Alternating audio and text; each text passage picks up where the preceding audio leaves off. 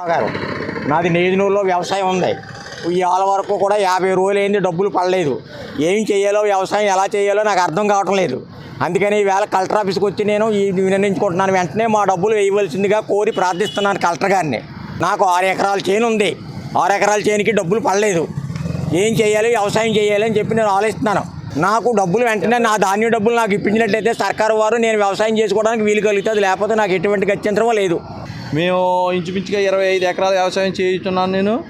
నేను కౌలు వ్యవసాయం మా తోబుట్టుది బసవ భాగ్యలక్ష్మి గారి పేరు వ్యవసాయం 4 ఎకరాల వ్యవసాయం ఊడ్చి ప్రభుత్వం వారికి ధాన్యం అమ్మినప్పటికీ ఏళ్ళకి 55 రోజులు అయింది. 50 రోజులైనా ₹1 కూడా ఖాతాలో జమ కాలేదు.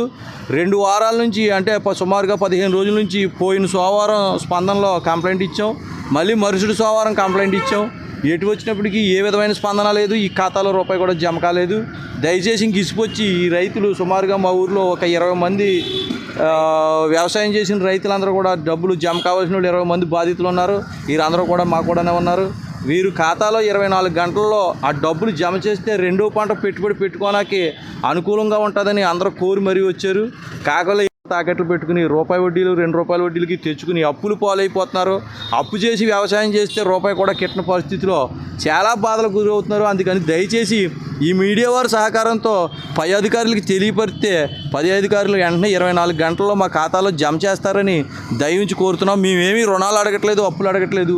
మా సొమ్ములు మాకు 20 రోజుల్లో వేస్తానన్న సొమ్ముల్ని 50 రోజులకు కూడా వేయకపోవడం వల్ల ఒక రైతులుగా మేము చాలా చిన్నబుచ్చుకుని తలకాయ దించుకుని బాధపడుతూ వెళ్తున్నాం. దయచేసి మాకు 24 గంటల రూపాయలు వేయాలని మరీ ప్రభుత్వం వారిని కోరి ప్రార్థిస్తున్నాం.